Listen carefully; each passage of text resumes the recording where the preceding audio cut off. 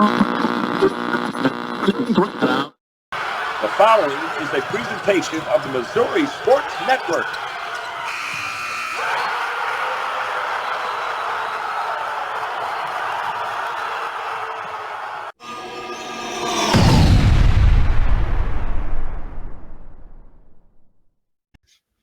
Ho, ho, ho.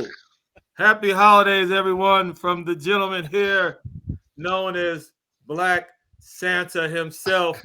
We are here live, rocking it with you at the Missouri Sports Network inside the Pizza Ranch studio. We're happy to have you here. We're happy to be here. You know my sidekicks, my elves, as I call them right now, Mr. Guy Newcomb, and the head elf himself, Mr. Darren Archer. Thanks for being here today. Hope you all had a Merry Christmas. We're going to rock right into the New Year's here on Huddle Up. Glad you're here. This is going to be our last show of the year. We'll be coming back to you next week with a new calendar year 2023. Be safe out there this holiday season. Don't do anything crazy. Don't fall off your sleigh. Let's just say that. Stay safe, everyone.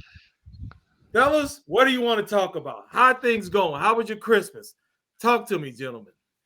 Hey, my Christmas was fantastic. I got to see a lot of my family and lots of food. I've put on that extra layer for winter, so to speak. Yeah. So I'm going to be warm this winter. Ho, ho, ho. What about you, Mr. Archer? How were things? Great Christmas. Had a lot of family in from out of town. As some of our listeners may know, I'm originally from Indiana and had a lot of folks from Indiana come in and visit. Don't get a chance to see them very often. So we had a great Christmas. And Santa, how was your Christmas?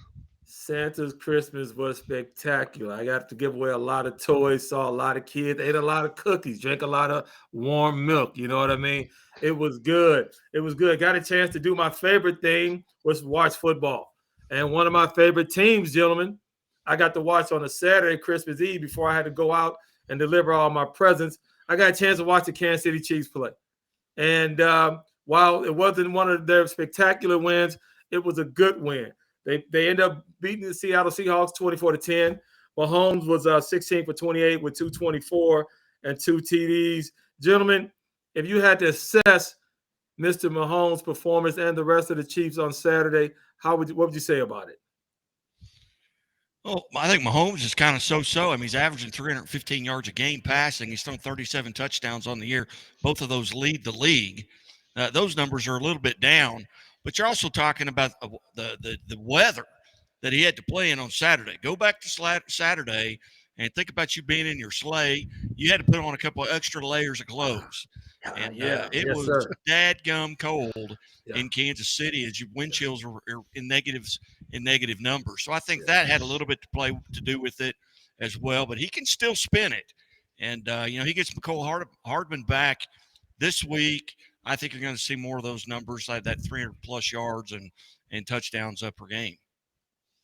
Yeah, I agree with Guy. I think weather had a lot to do with it. I'll tell you what I was impressed with was the defense.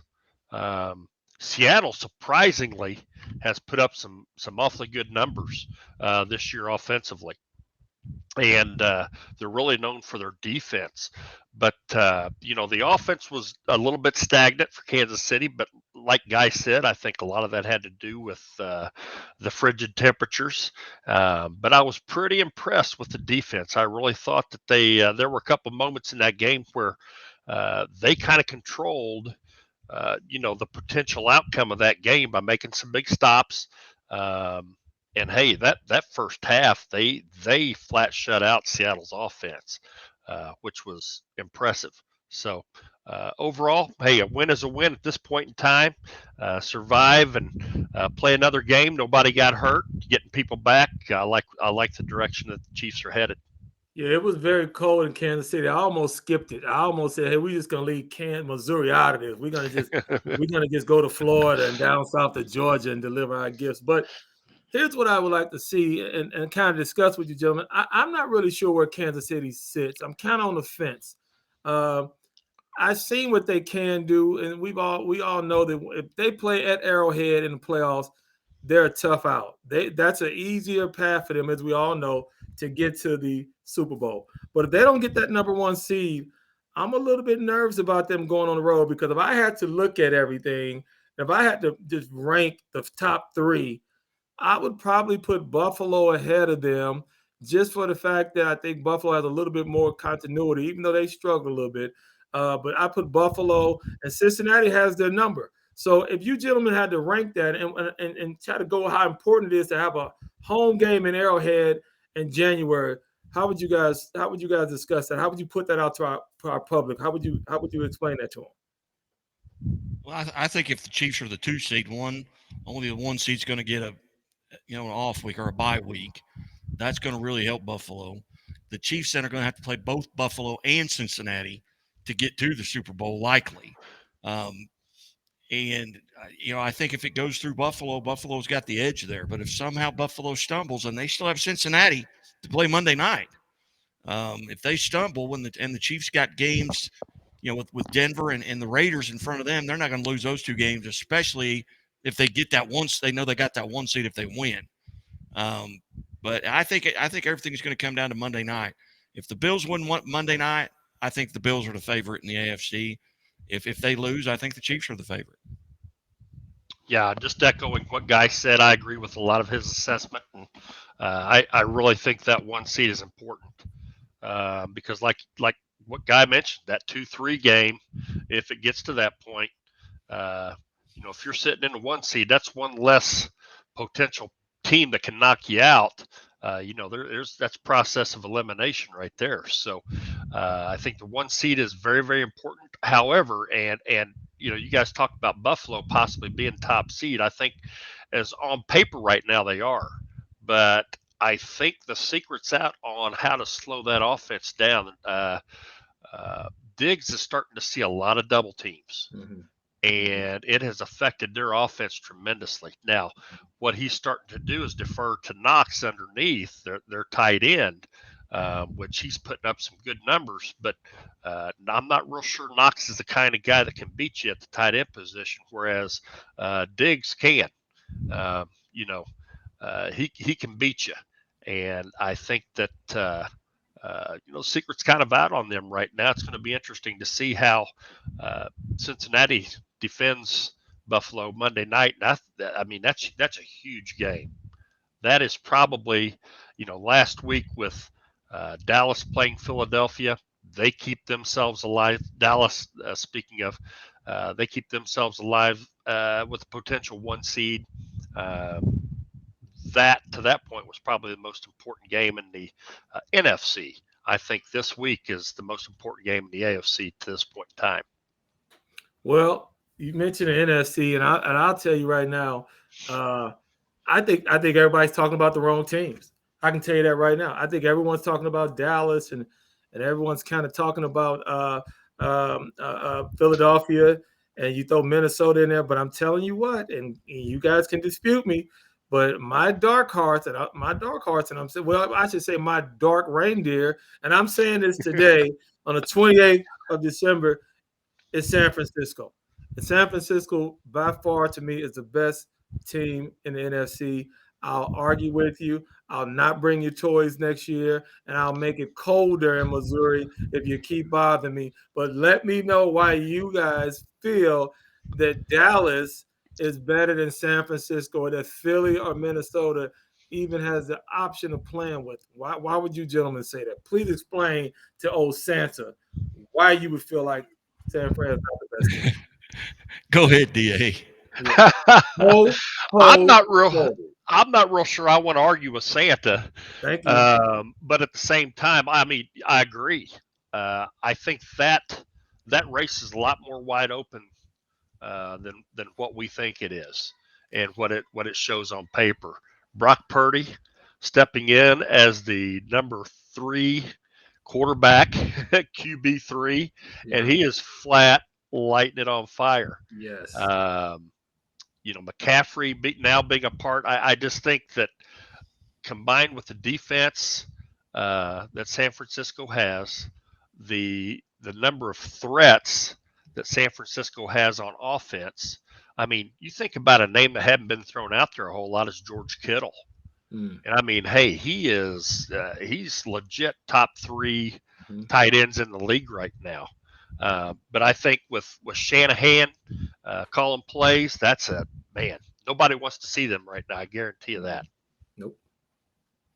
Well, there ain't no way in the world a team that's quarterbacked by Gardner Minshew or Brock Purdy is going to win the Super Bowl. Yes, yeah. Okay.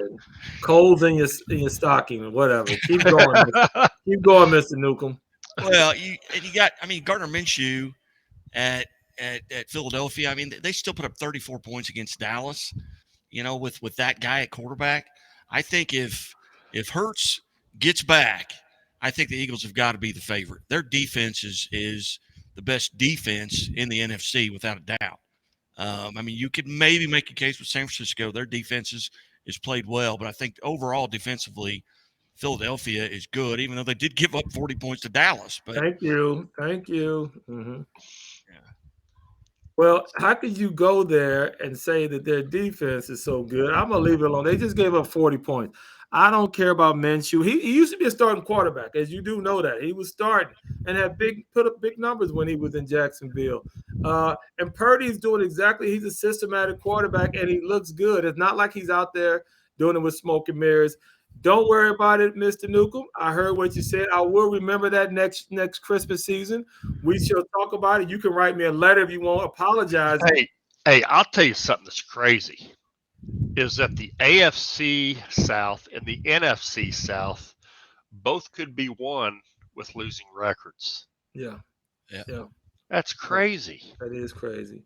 That is crazy. But you know what? And we didn't even mention Miami, who's kind of struggling. But in Miami, regardless of what you say, if they get with all those weapons they have, if they got in the playoffs, they're going to be a tough team to beat. Okay, gentlemen, it has been great talking to you so far. You know, Darren, DA, your stock is full. Guy, yeah, it's a little empty right now. Hey, everyone out there, you listen to Missouri Sports Network here at Huddle Up in the Pizza Ranch Studios. Thank you for listening to our first segment. We'll be back with segment 2, where we'll talk about some of the things that are happening here on the collegiate level, and look forward to discussing those with you. Stay tuned. Ho, ho, ho. It means the world to me to have a job where I can help farmers. That's what I want to do, is be here for them. Alan became a counselor in a rough time. He just has a feeling for what we as farmers are going through. I learned that there's not a given in life. It takes a team, not only us, but Country Financial. And I've learned that there's people that also are going to watch out for us and that care.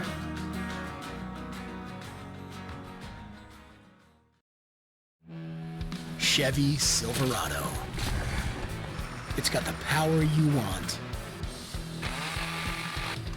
and the capability you need to do the job, so you can get to the important work. Find new moments, find new roads. Get a $500 cash allowance on all 2022 Silverado pickups with a 2.7-liter turbo engine. Plus, unlock your code to claim $500 Chevy CyberCash. Visit ChevyCyberCash.com today. Hello, everyone.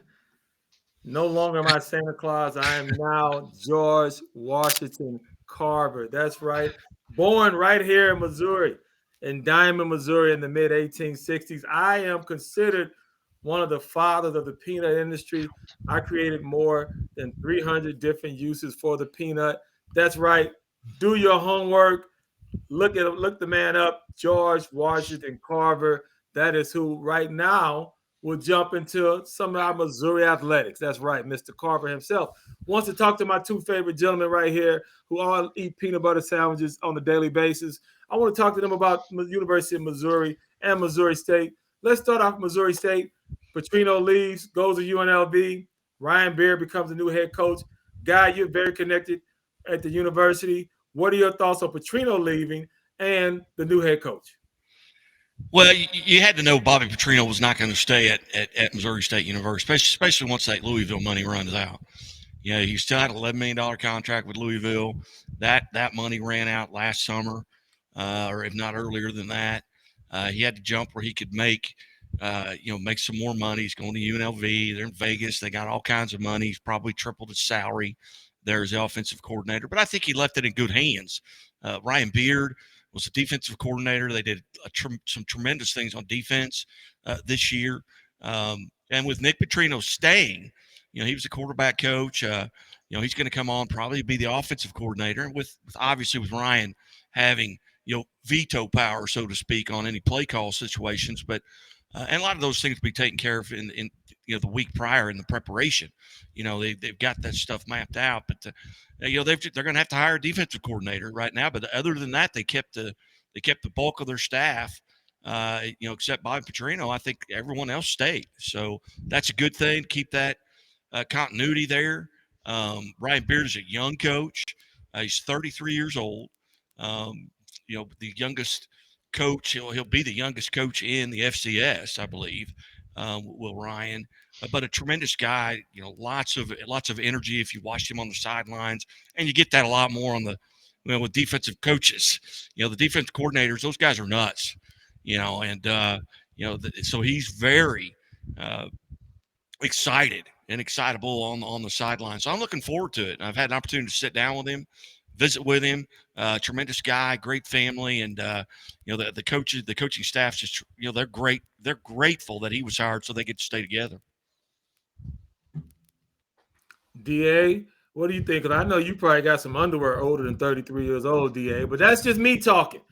I don't know. I know I got some in the 20s, but I'm just saying, I got some. What do you think about Missouri State? And will they be able to kind of pull it back together with Ryan since he's being there and keeping the continuity? What do you think about them and being able to make next year kind of keep it rolling, keep the momentum going?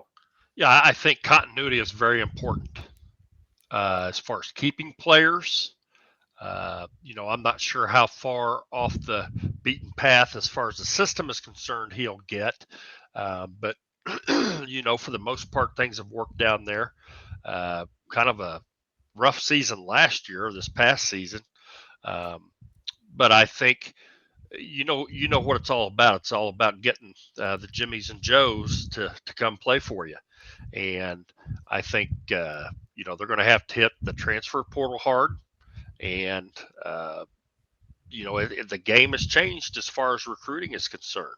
JUCO is going to be big, going out and getting some of those JUCO transfers. The kids that can come out and make an immediate impact. And, one thing, when I was coaching college, I had an old coach tell me, he said, hey, anytime you recruit a JUCO kid, you might as well think about you're going to get a year and a half out of them because it's going to take half a season for them to get acclimated, to the change from JUCO ball.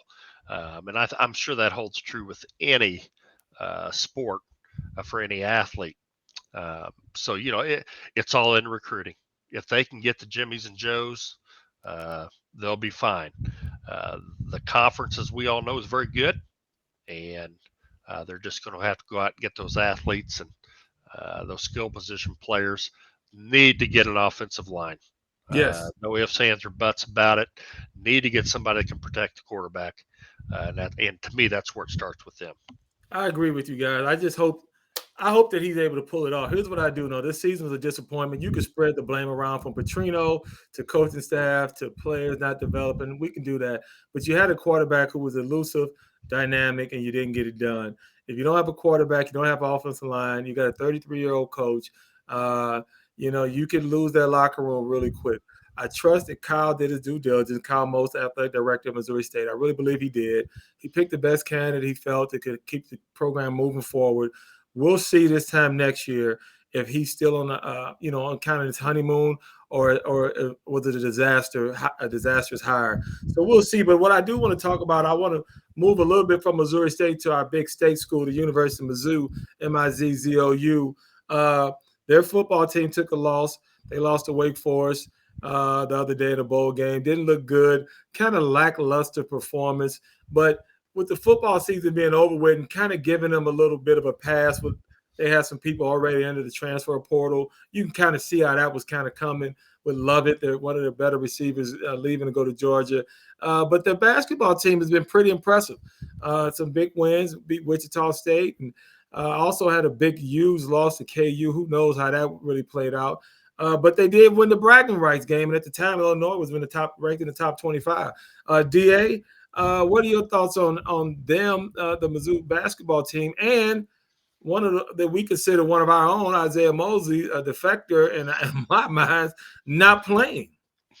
Yeah, that's still puzzling. I've seen some rumors on the internet, and I'm going to stay away from commenting on those rumors because that's exactly what they are. But it's going to be interesting to see how that plays forward, especially now that SEC play is here.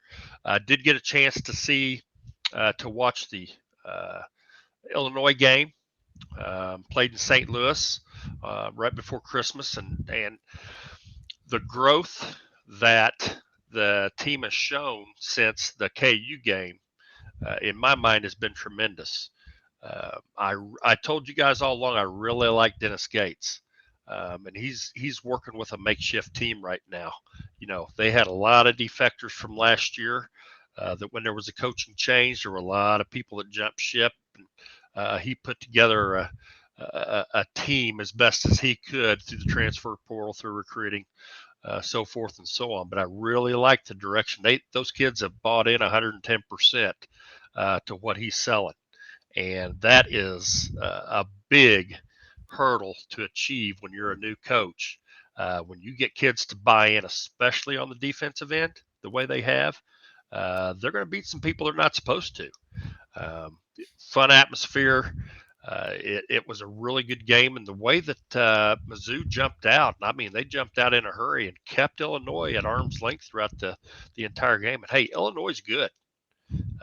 You know, they'll finish third or fourth in the Big Ten, which may be the best conference basketball wise in the nation.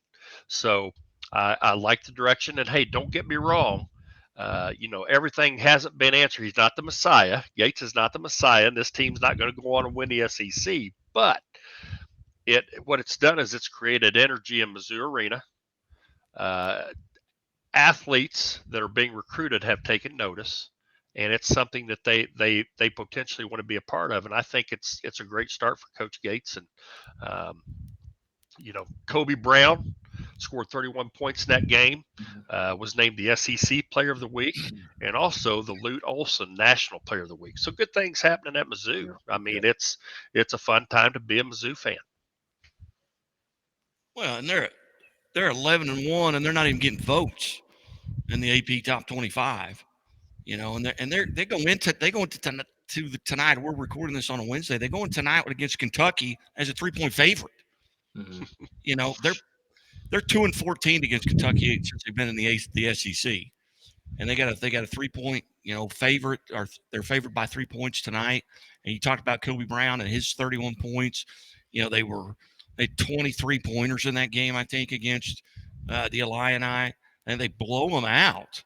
And 11-1, but outside of Kansas, they really haven't played anybody. I mean, you can put Wichita State maybe on there, but Wichita State's not Wichita State, right? Of old. But I think that's the only reason that they're not getting votes in the AP Top 25. But if they beat Kentucky Wednesday night, they're going to get in the top 25 in the AP. Oh yeah, there'll be no doubt. Guy, you brought up an important point. The only thing that concerned me watching that game, and I've watched them 3 or 4 times throughout this season, is they live and die by the 3.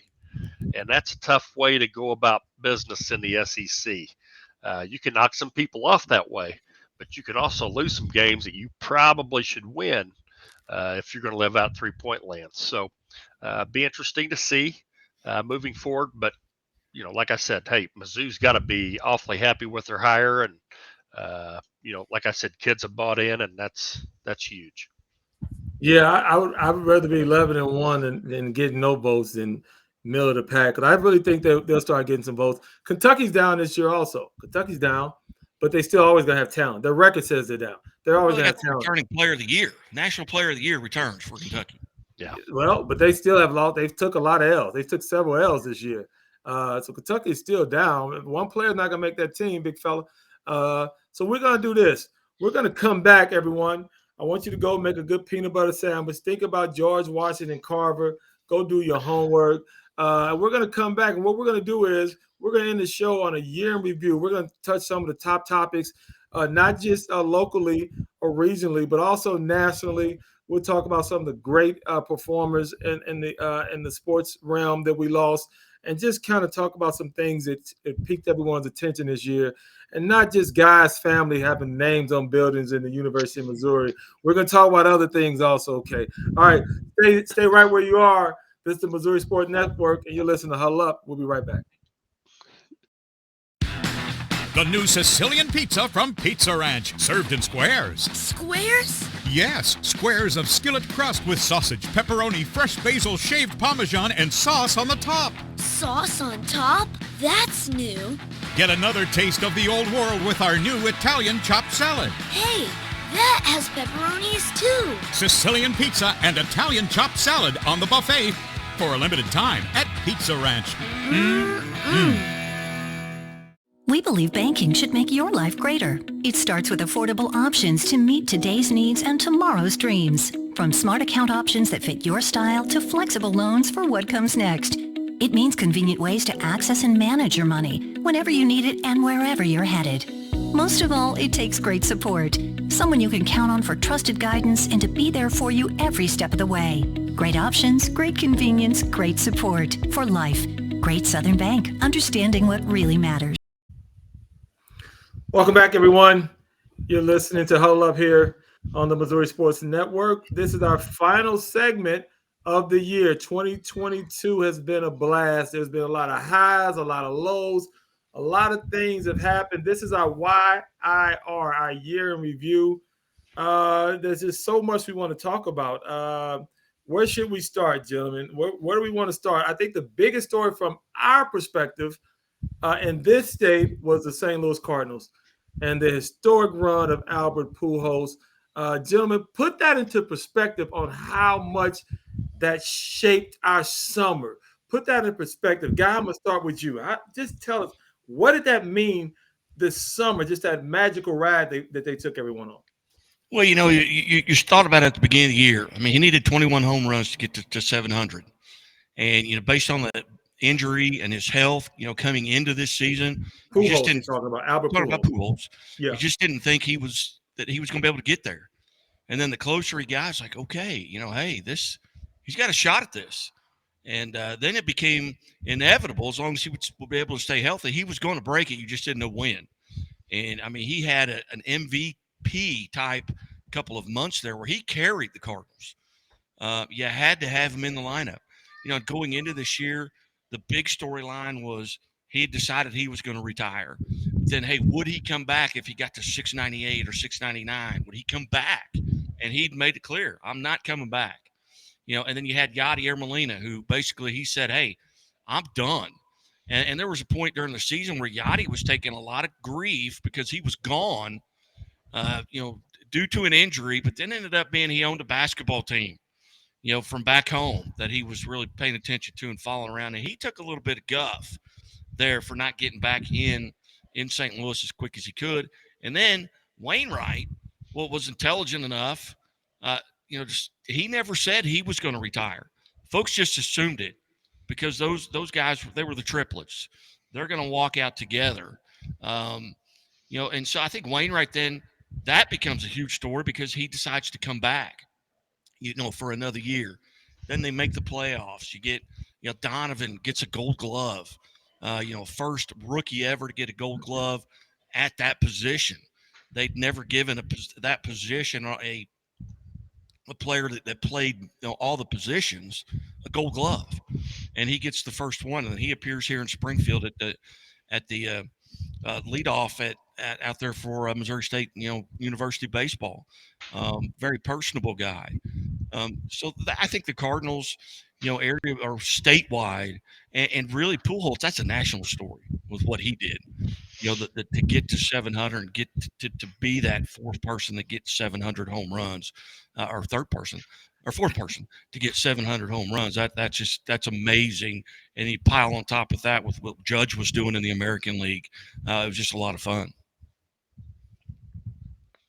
Yeah, it was great for baseball. Great for baseball. And to be honest, I think most people know I'm not a Cubs fan. Don't dislike them, but I'm sorry, a Cardinals fan. Just not a Cardinals fan. But from watching afar, I thought when they signed Pujols, I thought, oh, cool. They're going to honor him and let him retire a Cardinal. But man, I don't think a whole lot of people expected that he still had some gas left in the tank, and what he did for not only the Cardinals but for baseball in general. I think it was a shot in the arm. Baseball had a bad reputation heading into the spring with the lockout, and it's like, oh no, here we go again. Who's going to be our next McGuire and Sosa? I don't think it was to that level, but I still think it was, and it kind of started with the home run derby, with them allowing him to be a part of the home run derby. Uh, was a good shot in the arm for baseball. And then, like what Guy said, you have Judge doing what he did over in the American League. It was, if you're a baseball fan, a baseball purist, it was a great, great time to watch baseball. Well, and I think you're going to look. I mean, you go back 24 years with McGuire and Sosa. You look back on that. There's still a little bit of negativity about that, just because of the fact of now it comes out, hey, they were doing these things. I think 24 years from now, you're going to look back on this season and you're going to think, man, that was a tremendous season. That was great. They did it. They were clean. Judge does it in his year, his opt-out year or his free agency year. He bet on himself. Pujols does it in his last season. I think you're going to look back on this differently than you're going to look back on that Sosa McGuire 1998. I agree with you. All. I think on the professional level, that was the biggest story of the year for me. There's a lot more things that happened, but I would be remiss if I didn't get you guys' opinion on this NIL, this name, image, and likeness, and not so much NIL as it's this transfer portal, how it's shaped collegiate athletes. We all are big lovers of the NCAA, just the collegiate atmosphere. And this transfer portal has made it just kind of the wild, wild west. Everyone's going where they want to go. It's just you're looking behind the curtain going, well, why are they going there? Are they offering them some type of money? And it's all legal now. DA, with the transfer portal being the way it is, and I know your affection for collegiate athletics, tell me, what are your thoughts about the 2022 and how it's shaped the way we view collegiate athletes now? I think it totally changed the landscape of college athletics as we know it. I don't think the NIL is going anywhere anytime soon, and I don't think the transfer portal is going anytime soon, going anywhere. I think that there's starting to be a lot of coaches speak out against it. You saw, especially in basketball, with Roy Williams and Mike Krzyzewski getting out. They didn't like to play the games that you have to play now as a head coach and as a recruiter. And Johnny, as well as I do, at any level of college athletics, recruiting is where it all starts. We talked about this a little earlier. You got to get the Jimmys and the Joes and the Sallys and the Sues if you're going to go compete. So personally, I don't care for it. I see why they're doing it. I think it has put a touch of, it's taken away the amateurism of college athletics and put a professional stamp on it, so to say. It's not professional athletics, but if you got kids getting paid to play, that's professionalism. Mm-hmm. So I'm a purist. I don't like it, but it is what it is, and coaches are going to have to make the adjustment. And it's the new. It's the new now. Agreed. Well, you go back to Ed O'Bannon at UCLA when he filed the lawsuit on his name. That's where it started, and this is 20 years ago. And this has been a gradual process. And you get the Supreme Court involved, you get Congress involved, and once you do that, it's not ever going to be any good. I mean, they're probably the two most corrupt and poorly run, businesses in the country are the NCAA and the U.S. Congress. And you got the two of them making the decisions. And I don't I don't disparage a kid from, trying to make as much money as he can. That's not, as long as he does it legal. I get, my concerns are, now you're going to give an 18-year-old kid who's just moved out of his own house, and you're going to give him $1 million a year, and what's he going to spend that on? Is he going to, what are the taxes going to be? Who's going to take care of his accounting? Is he going to end up, owing the IRS more money than he can collect?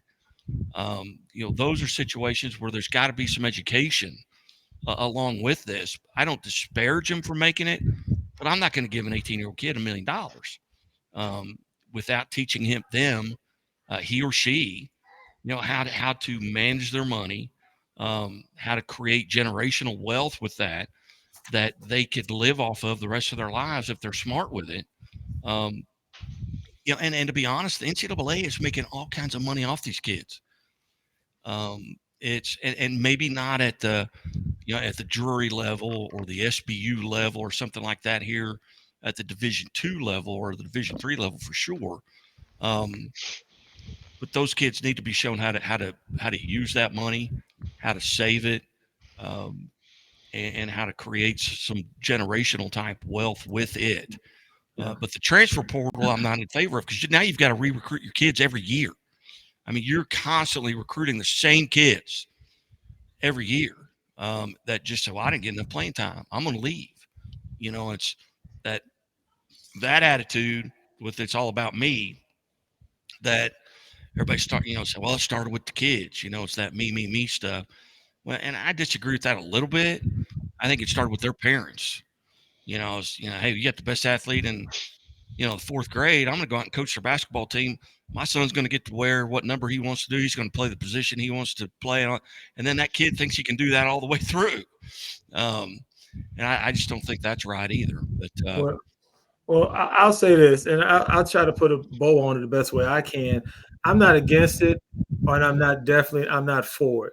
I think it needs to be revised, revisited every day, and then revised. I think if you said you get one transfer and you can do that, and then that's it, you're done. So this next school, if you want to leave it, you're gonna have to sit out a year, and it's gonna count against your eligibility.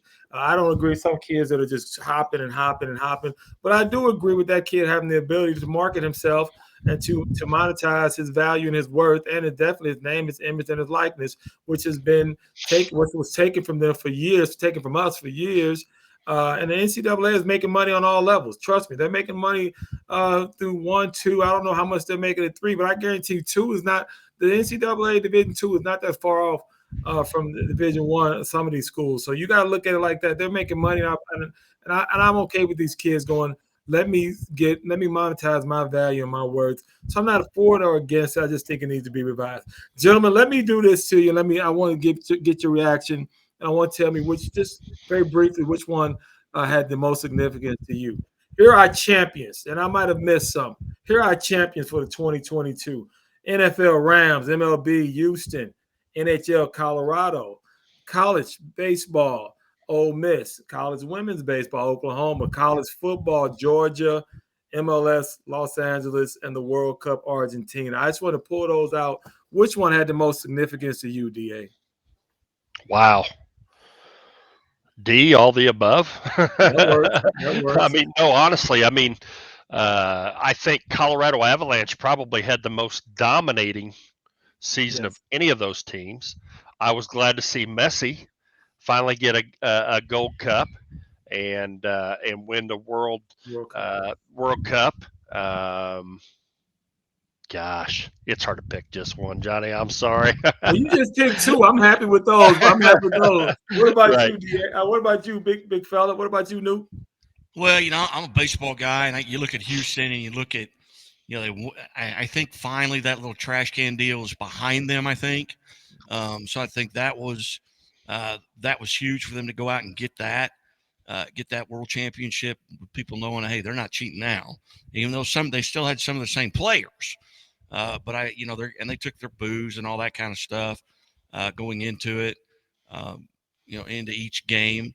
And I'm not a soccer guy, but I was kind of happy. I don't know if you've seen a lot of the stuff on Messi, but He has fans all the time come up to him and hug, and he takes time with them.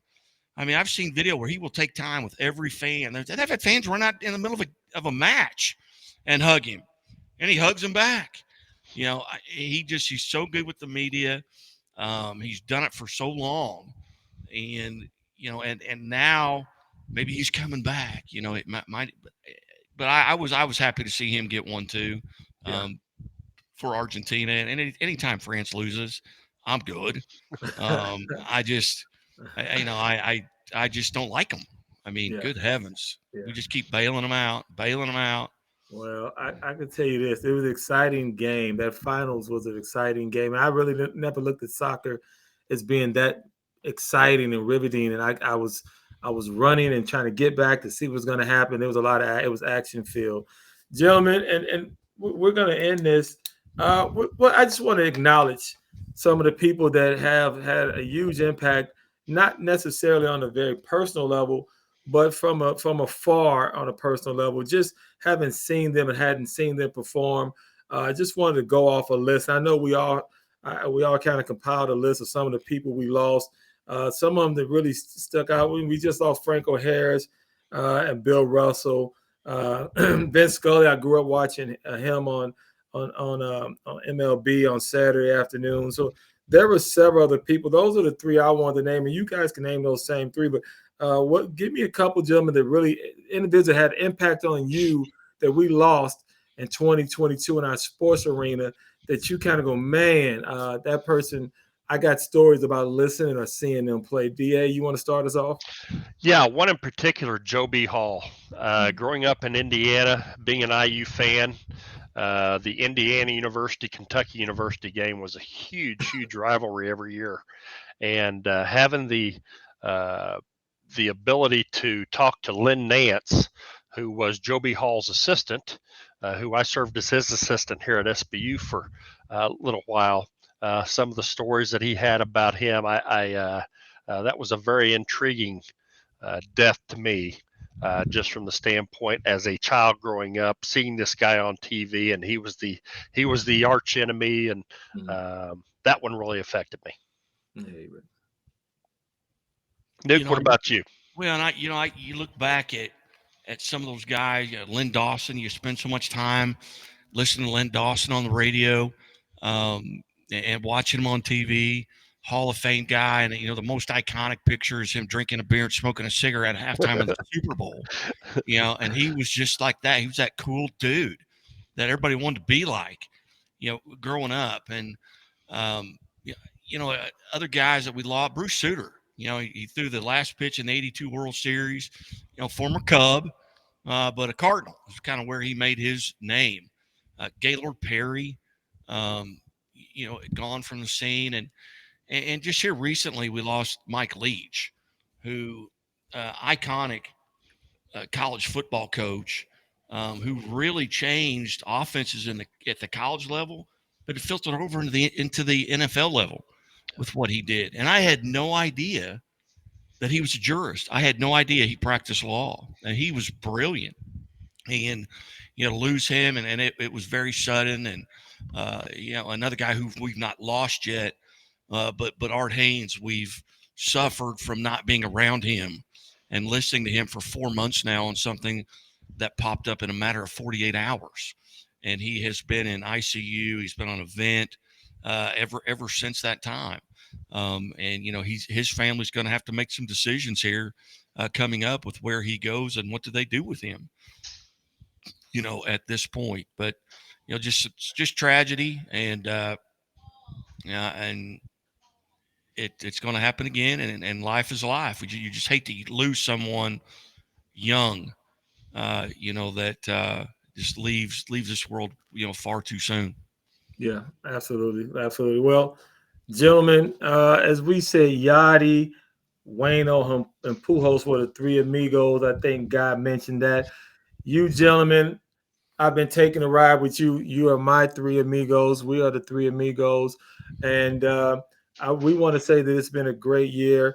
I want to leave the last words. I'm going to say mine, then we'll go to Guy. Then we'll let the man who put all this together, we'll let Mr. Archer himself kind of get the last word on the 2022 Huddle Up here at the Missouri Sports Networks. But I want to say, everyone, thank you for listening. Thank you for being a part of our show, what we're trying to do here. Be safe. Tell those that you love them, and be unashamed to mention that. Have a happy new year and a prosperous 2023. Johnny Mack, a.k.a. Santa, George Washington Carver, out. Yeah, and I want to tell both of you as well. I've thoroughly enjoyed being a part of these shows, being part of the Missouri Sports Network, and to all the fans out there and the people that listen and watch. It's greatly appreciated. We wouldn't be doing this without them. There are basketball games and football games and things of that nature that we wouldn't even know about if it weren't for the fans and the coaches out there that are sending us information. And I know that the holiday season a lot of times is tough, on folks. This is not an easy time for some folks.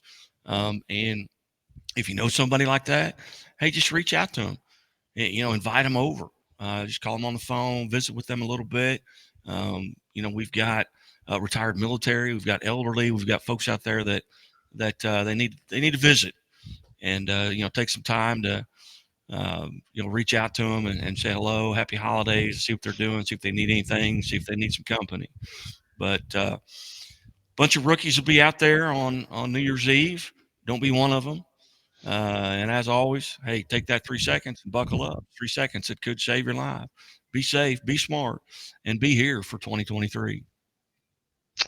Guys, I can't put it much better than what you have, other than just to say it's been a great 2022, and we look forward to bigger and better things in 2023. Thank you, everybody.